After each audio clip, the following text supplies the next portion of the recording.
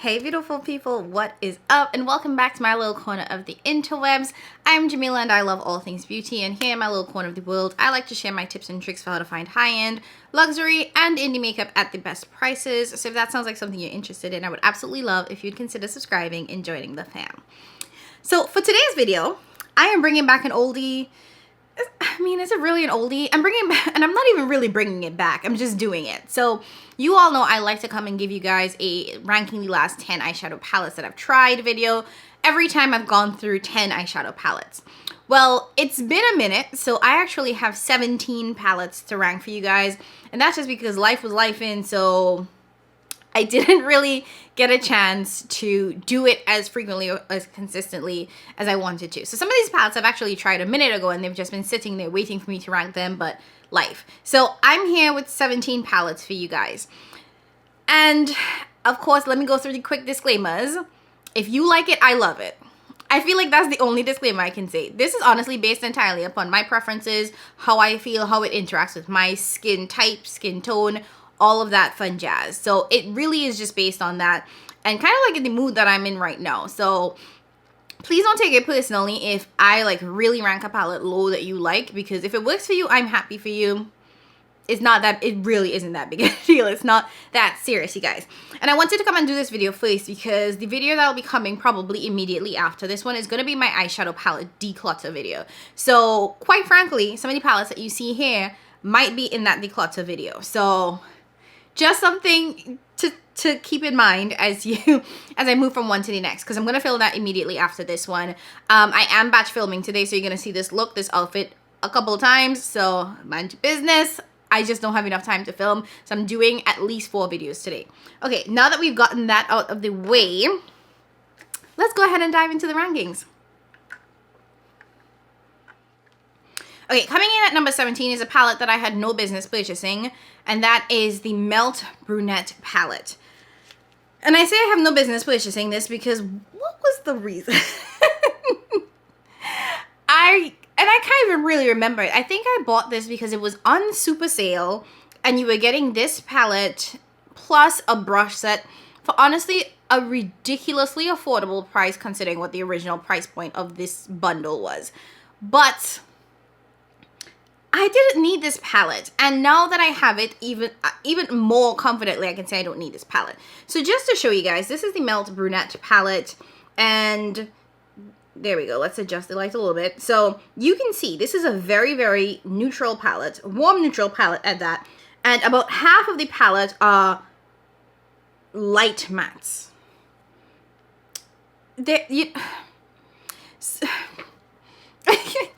And I don't know, like, you can see we have 3, 4 lightish mattes. Honestly, these 2 are the only 2 mattes that really work well on my complexion. These 3 are too light for me. The shimmers are fine, but they're nothing to write home about. It's a warm neutral palette. I have more than enough warm neutral palettes in my collection. So, this comes in at number 17 for the main purpose of, like, it's like, like, I didn't need it, and I used it, I was unimpressed by it, and like I said, I can't use some of the lighter shades in it. So it comes in at number 17, simply for that reason. Coming in at number 16, another palette that I wanted to love, you guys. I wanted to love this baby so much, and I did it. And that's the Colored Rain Safari palette. Now, this is a palette that had been released by, is it Colored Rain? Yes, Colored Rain, which is a black-owned beauty brand. It had been released a couple years ago, and this was a palette that a lot of people raved about. They thought it was absolutely beautiful, the formula was great, but it was limited edition and it went away. And then about a year or so ago, it came back for this limited release that was a pre-order.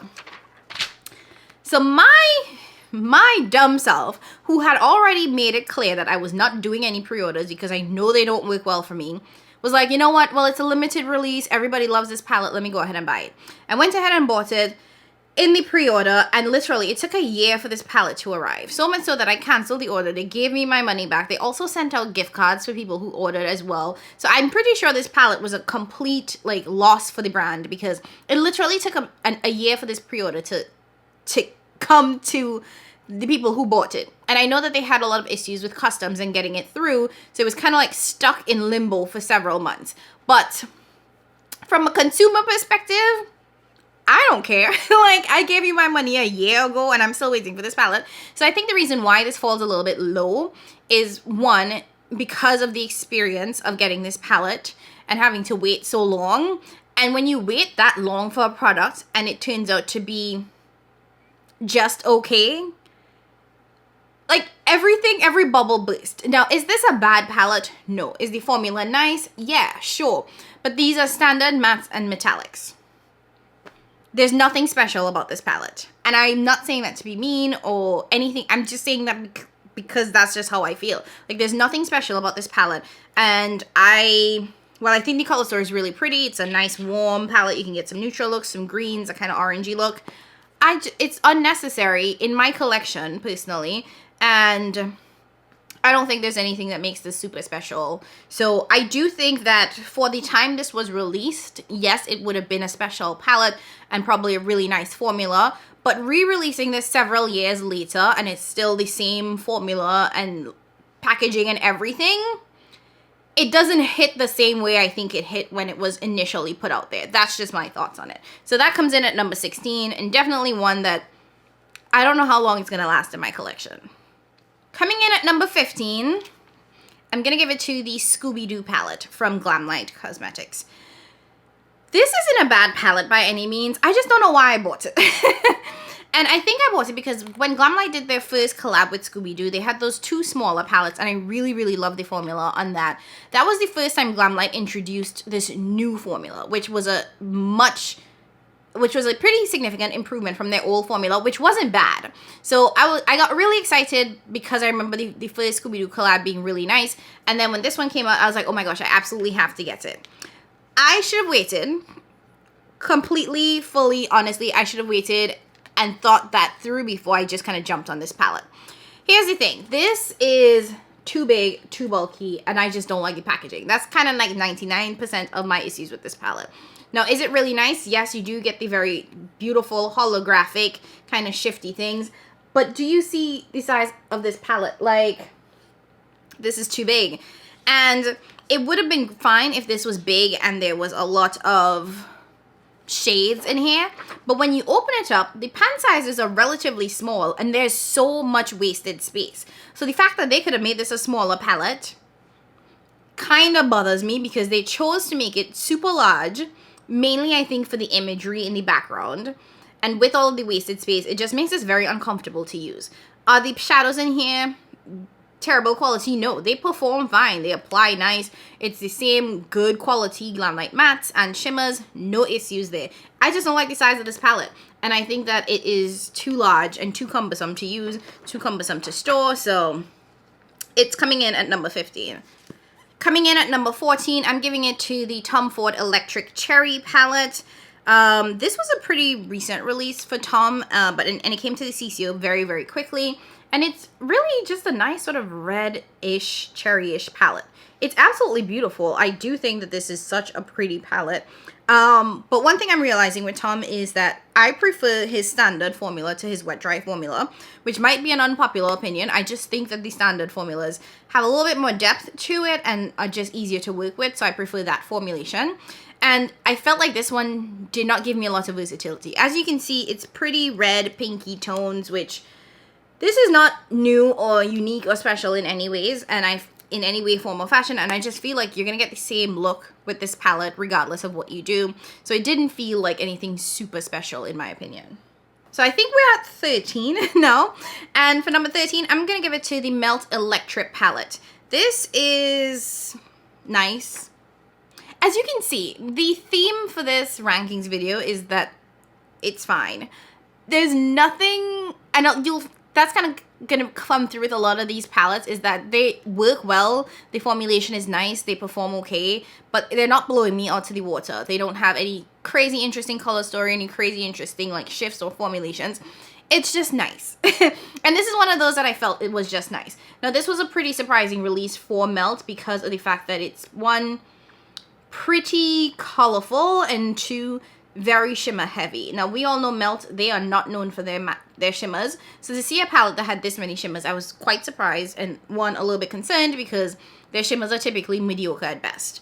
But this was actually a pretty significant improvement for the brand. The one good thing about this palette is the fact that you do have a decent amount of versatility in the fact that you have a cool tone side and a warm tone side, so you can get a lot of looks out of this. But I do feel like this was just a little too colorful for me. I don't know what I was thinking buying this. I think I just got excited by how different this was for Melt. And I don't know if this is something that I would repurchase. I think it's nice for what it was. I tried it. I thought it performed well, but honestly, not super crazy about the color story at all. Yeah, sorry, this is a very disappointing rankings, you guys. And I'm not telling you guys don't buy these palettes. It's just that I've just been feeling really meh about most of it. So that was 13, I think. Coming in at number 12, another relatively matte palette. This is the Nabla Read My Mind palette. This one was one that I got, I believe, at 50% off at Ulta. Nabla is a brand that I think is pretty underrated because they do have a very, very nice formula. It is also pretty affordable for Italian-made shadows. And this is nice, but also a little bit unnecessary, a little bit redundant. Like, it's a very, very neutral palette with, you know, you get your little plum reddish shades, your cool tone neutrals, and then like a random pop of blue, which if you cover this up, it's like, why was that even there? So it wasn't in any means like an exciting, crazy color story. But I will say that when I wore this palette, I got really nice compliments on it. So in terms of formulation and experience and using these palettes and the way they sit on the eye, it definitely does give like a very nice kind of elevated look to the lids.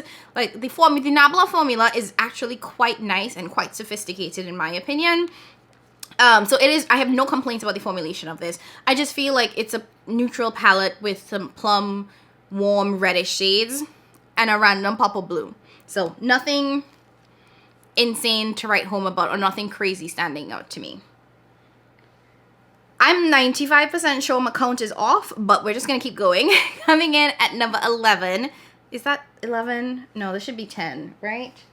No, this is 11. This is 11. So coming in at number 11 is the Rust palette. Now this is another warm eyeshadow palette, and I feel like this year I got into warm eyeshadows, like warm neutral shades a lot, so I definitely overdid it in that category.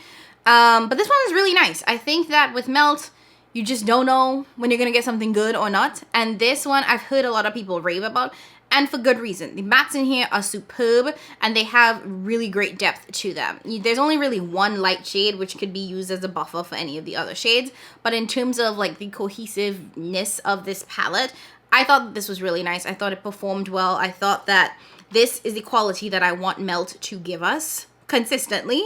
So yeah, it definitely made sense why people love the Rust palette, because this is a good one. This one is worth it. Coming in at number 10, I am giving it to the Cat palette from Mez Beauty. This is a recent one to my collection. I did get this in PR. I am an affiliate with the brand. So if you are interested, you could use my code Jamila20 to get 20% off. This is a $16 quad. Very, very affordable. One thing about Mez Beauty is that they are going to give you affordability, and I appreciate that considering the market of everything right now. So I love this. I think it's really pretty. I think it's a unique color story. It's falling a little bit lower because it definitely is a little bit situational. Like, this is Christmas. This is Christmas in a palette, which means that this is going to be one of the palettes that kind of gets lost in my collection as the year progresses, because it's very, very seasonal, if you want to call it that. But in terms of quality and performance, perfection. And quite frankly, I wasn't sure how the red and the green were going to mix together, but they turned out really good. And I do have a first impressions on my channel using it, so I'll be sure to link that down below if you want to see what this looks like applied to the face. Coming in at number 9 is going to be the Menagerie Cosmetics Killer Purr palette. This, I believe, was the new version of the Killer Purr palette. I love this, and I really enjoy Menagerie Cosmetics. They are one of those underrated indie brands. They don't release like crazy, but when they do give us like really good stuff. They're handmade, and I love that they show us how they create their shadows in their lab. Like, it's really pretty to see their process. But this one is just so pretty, you guys. First of all, I really like the little lion packaging. And then when you really get into these shades, like, you can get some pretty neutral matte looks out of it.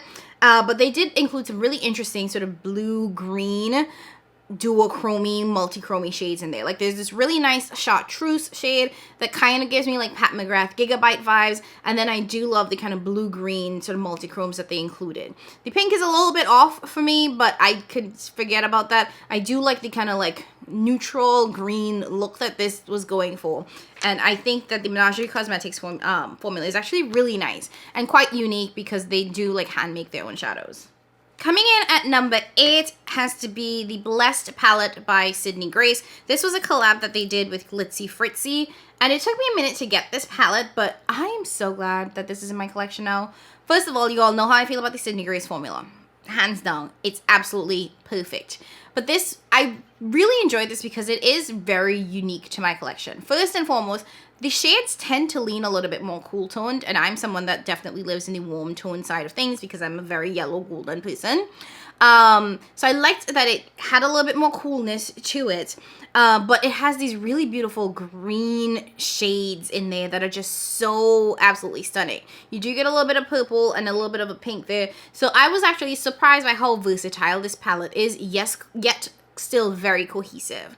I got the dark version. This does also come in the light version, so if you have a lighter complexion, you can always get the lighter shades. I also love that, you know, the Sydney Grace formula because this is so easy to use, and the Sydney Grace formula is one of the most solid, consistent formulas on the market. I've said that before, and it's definitely one that I enjoy. So I wasn't sure about this palette when I saw the release because I was like, I don't know, it doesn't seem that cohesive. But then when I actually got it and I started using it, I was like, oh, this is a lot more fun than I thought it was going to be. So definitely really enjoy playing with this. Every time I use a Sydney Grace eyeshadow palette, it's just like, I feel like I forget how good the shadows are, and then I put it on my eyes and I'm like, wait, hold up now. Right? Okay. So we are at number 7, and this is going to be hella boring, but number 7 has to go to the Makeup by Mario All Matte palette. I think it's called the Master Mattes palette. Now this was a new addition to my collection. I picked this up during the Sephora VIB sale, and that is because I was entering this era where I knew I needed to travel like crazy, and I needed an all matte palette so that I could just, because I was 100% packing my Isom all shimmer palette, so I just wanted an all matte palette that I could have with me to pair with the Isom palette. Now I was traveling with the Pat McGrath 6-pan all matte palette, but one, it's a little bit bulky and it only has 6 mattes, so I was like in desperate need of an all matte palette that I could have that had a little bit more in there. So I've traveled with this a couple times. I really like the formulation on this. The mattes are buttery and blend so well. And then you also have like a really nice black, so you can deepen things up, but you could also just use it as a liner. So I really enjoyed using this. I thought it was super simple to work with. And yeah, it paired well with everything else that I was using. So that's been with me to, I don't even know. I took it to Boston. I took it to the Uber Soca cruise with me. I took it a couple places, and she held up. She was that girl. So it's a very situational palette too, in that it's one that I'm gonna pack when I have like my all shimmer palettes with me, or if I have a couple of multi-chromes, because it's one of those that you can just blend out, you know, you just take a matte shade and you blend out the edges. But it's definitely a beautiful matte formula. Now, the one con I will say to the Makeup by Mario All Matte palette is that these mattes are all warm. So that was the one thing that I felt like I struggled with, is that if I wanted something that leaned a little bit cooler, I couldn't get it from this matte. These are all warm toned mattes. So it is the one downside to this palette. Now, I did end up purchasing the Isom All Matte palette because that one does have a more versatile range of mattes. So you get warm tones, cool tones, true neutrals, and then plum tones, which I think is exactly what you need in an all matte palette. So this one might get a little bit less use going forward, but I do think it's still worth it to buy. A little bit on the expensive side for how many, you know, like for the amount of shades and the fact that it's all mattes, but still pretty worth it based on like the formula. Coming in at number 6 is going to be the Supreme Bronze palette from Artist Couture. I know, random, right? Because like, who's checking for Artist Couture anymore? I don't think anybody really is, but I feel like we should be. This is such a beautiful, warm eyeshadow palette, and to be quite frank, the Artist Couture eyeshadow formula is stunning. It's beautiful. The mattes are really nice. They're really blendable, really pigmented, and the shimmers are really, really nice too. So like, when I use this, I was like, this is pretty. Like, you're gonna get a very warm look, and I know not everybody's checking for that, but I did think that this was really, that it performed really well. And I also like how thin and sleek this palette is, because it is extremely travel friendly. I really like the packaging of this. I think you get a pretty significant amount of product. Like, look at how large these pan sizes are. So this is one that I thoroughly enjoyed using, and I thought it was a very like easy peasy, great experience using this palette. So solid. I enjoyed that one way more than I thought I would. Coming in at number 5 is going to be the Cosmic Brushes Delicious Delights palette. Now, I definitely have not used this enough to really be in love with it, but I put it at number 5 because price, punch, pigment, yes. Now, this is a pastel palette, but it's a very punchy pastel palette. So it's actually really nice if you have a deeper skin tone, and it does include a really nice multi-chrome here, kind of like that VR Sextraterrestrial shade. So it has a really nice multi-chrome, and it's still very, very affordable. This is definitely a palette that I'm going to pull out more once it comes to spring, because I do think that these pastel shades are actually punchy enough that they show up on my complexion, and they're pressed pigments, so that's why they have a little bit more punch to them, but they're absolutely beautiful. They're absolutely stunning. I really enjoy the Cosmic Brushes formula. I think that for the price, it's definitely worth it. Are there better formulas out there? Yeah, 100%. Like, I wouldn't say it's the best formula on the market, but I will say that considering what they charge for their shadows, it's really, really good. And I would definitely recommend people, you know, either check them out or look into them a little bit more. Coming in at number 4, and I struggled with this one for a little bit, and quite frankly, this one was about to be decluttered, but she got saved, is the Pat McGrath Star Wars Sith Seduction palette.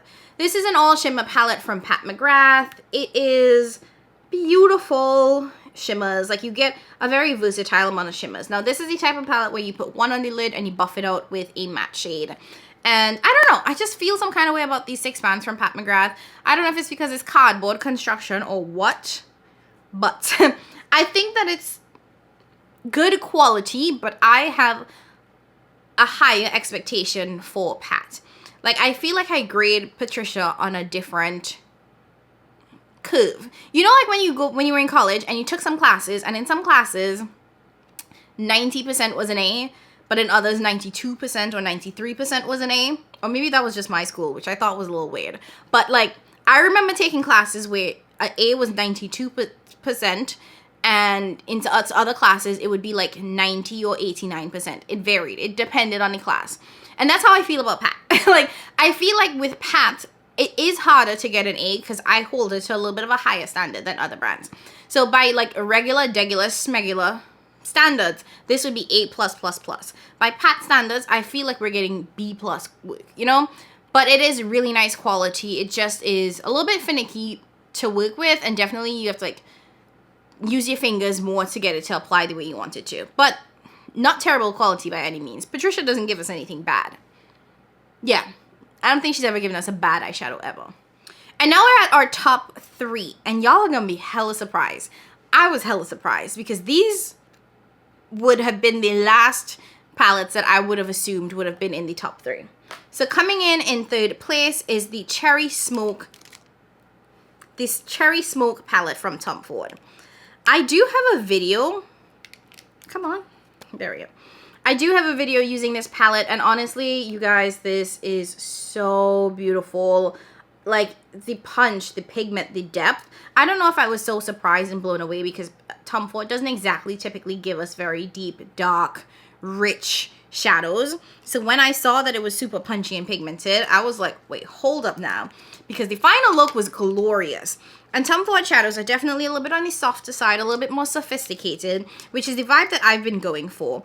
And quite frankly, I think my ranking is being influenced by the fact that I am not into the indie, crazy, colorful, sparkly shadows right now.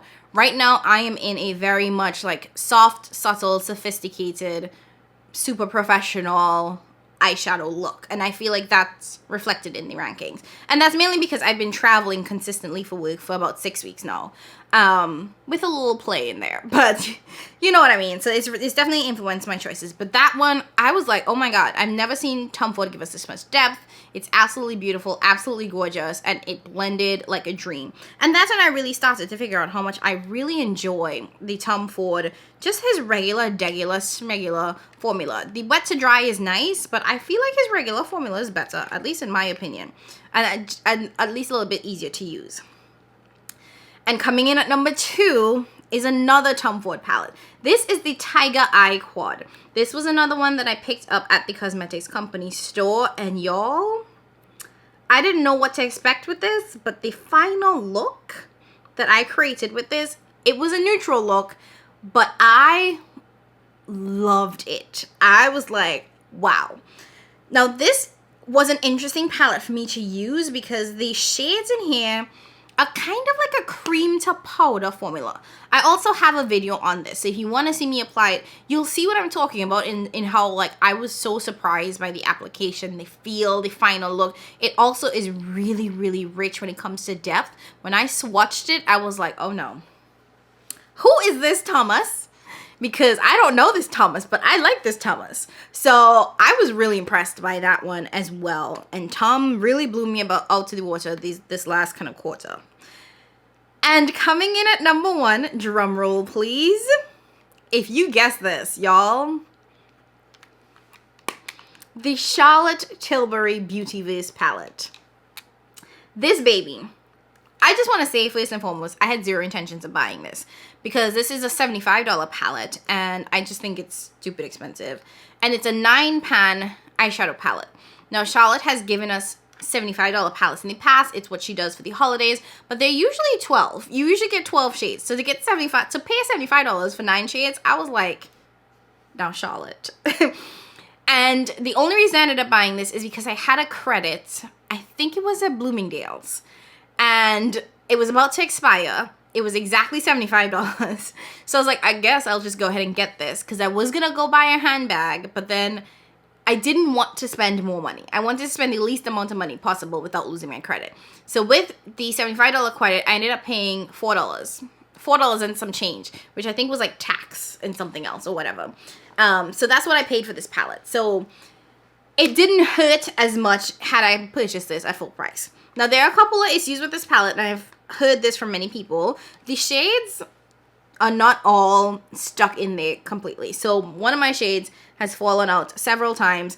Well, it fell out the first time I got it, and I never stuck it back in yet. So I need to stick it in. But that's an issue, is that the construction of the palette isn't the greatest, so the shades are not sticking in. Another thing that I want to flag with this palette. Okay, lights, I need you to... There we go. Another thing I want to flag with this palette is that there's no depth to this palette. While this shade looks extremely deep, it is a cream to powder formulation. So what that means is that it looks deeper in the pan than it applies on the eye. I do have a full video reviewing this. I do 2 looks with it. I do use this shade. And you can see that you're not getting any depth in there. So it gives you a very, very sort of light color. But what I realized is that sometimes that's what you need. Like, I'm definitely a person who loves a nice kind of dark, smoky outer eye. I'm of a deeper complexion, so I always need something that works for my skin tone. But this palette made me truly appreciate what it would be to have like a very soft look. The shimmers in the palette are also a little bit interesting because they don't have a lot of base to them. They are somewhat on the toppery end, but they last all day. And I felt like after using this palette, this is what Makeup by Mario's Ethereal Eyes was trying to be. Now, I do have the Ethereal Eyes palette from Makeup by Mario, and one of the issues that I have with that palette is that it fades throughout the day. And I did not experience that with the Charlotte Tilbury. And something about the just sort of glimmery, shimmery look of this with that very soft cream to powder matte just felt so elevated to me that I fell in love with this palette. I have been traveling with this palette since getting it because like it is probably the most work appropriate in that you don't get too much depth. It doesn't look too smoky. And the shimmer is not, and the sparkle, while very pretty, it's not overwhelming. And I've definitely been at conferences or meetings and have had people compliment my eyes because it's like a very soft glow without looking like you did too much. So this has been amazing. So I definitely think that if you are on the hunt for something that's definitely soft, and I'm telling you all these things because I know people get mad when they're like, oh, there's no base to this, there's no pigment. I'm telling you, there's no base and no pigment. So you know going into this that that's what you're not going to get. So if you are okay with that, and you are on the hunt for something that's a little bit more ethereal, a little bit more natural, a little bit more like effortless glow, you're going to like this palette. Is it worth $75? I don't think so. But Charlotte doesn't really have a lot of things that are worth her price. But it is absolutely beautiful. I will 100% say that.